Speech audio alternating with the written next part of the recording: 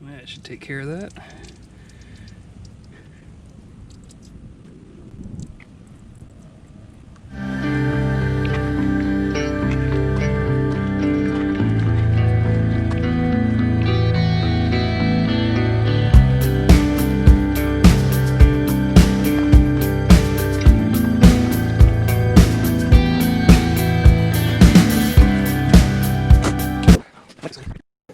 I'm going to do a quick little assessment before I wrap up for the day.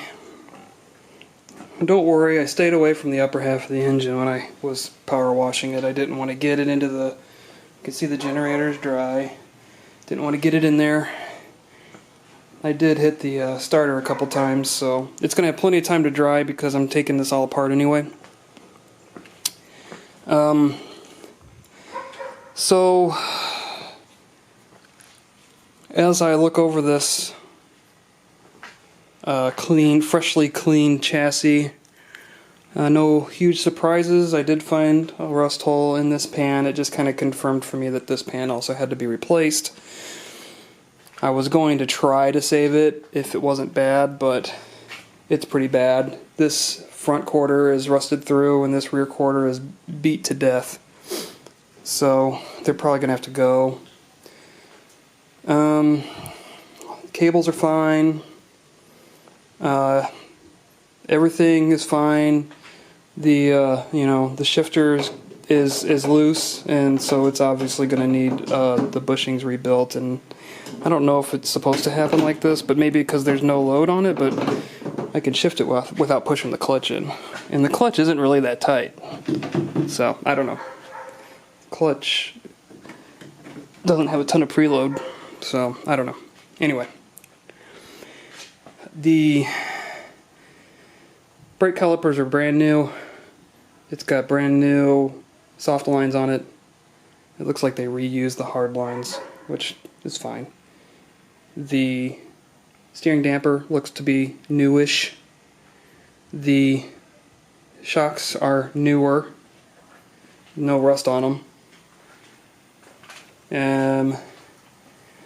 The boots over the real transaxle are new. I blew out the fuel line with compressed air and cleared whatever blockage was in there. So that's good. That's the one thing I was a little concerned about replacing because I know they can be trouble. What else? This was all just a preliminary clean. This thing's going to be cleaned several times over. Master cylinder looks to be newer. It's got a layer of rust on it, but I think that's normal. The person I bought this from said that the tires would need to be replaced, and I'm really not sure why. They've got good tread on them. There's no dry rot. They're made by Cooper, and I don't know, I kind of like them. That one up there has a leak that I'm going to have to track down, but besides that, I'm not going to get in a hurry to replace these tires anytime soon because they're kind of nice.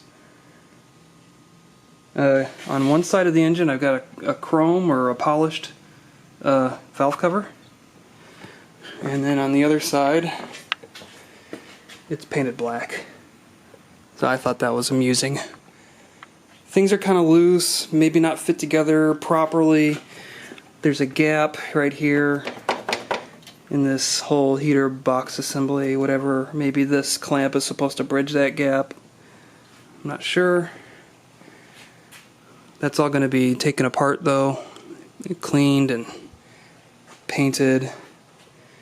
Starter cable's a little crispy and worn through. It looks like it's abrasion. It's not heat related, so that'll need to be replaced. Again, soft lines on the rear are newer. You can see the hardware on them is pretty clean. And then the Zerks on the back side, I'm assuming these are the, I forgot what they call them, the brake piston thing that's in here. I'm hoping when I pull these wheels off that those will be new as well. So somebody took care of this and upgraded it as they could. I think it got to a point where it had been in a couple of those wrecks and it just looked really bad. It does look bad. The body, it does not look great, obviously. But I think I have a very strong foundation to work with here.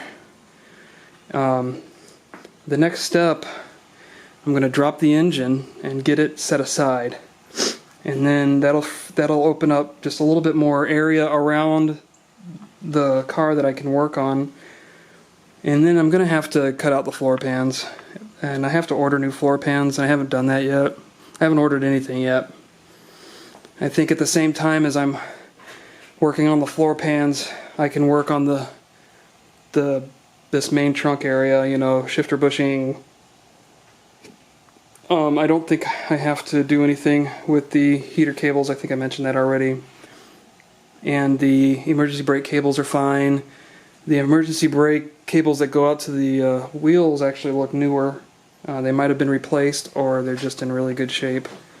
But they seem like they've been replaced at some point. Most of the joints, most of the ball joints look good. I'm going to inspect all of them and replace the ones that I need to replace. These joints here, the torsion bar joints, I don't know what you call them, the swivels that the swing arms ride on, they are blown out completely on both sides.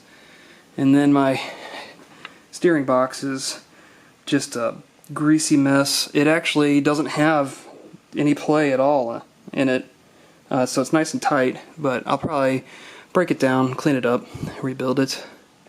So here's a question of the day. What in the world is this?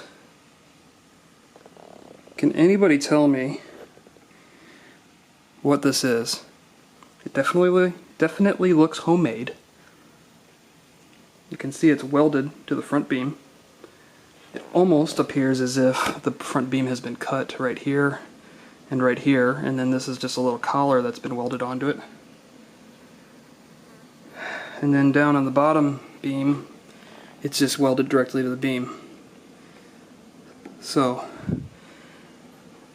I don't know much about these. I don't know much about modifications that people make to these things.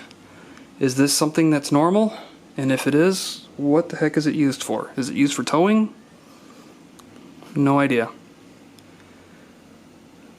So, that's all I got for you today. Thanks for joining me on this journey. Thanks for all the advice that you guys are giving me. I appreciate you guys reaching out to me and letting me know what I'm doing wrong, what I'm doing right, sharing your own experiences with me, and just taking the time to guide somebody who's new at this. So I want to thank you guys for sticking around, and I will get right back to you with more progress on this a little bit in the future. I'll see you then.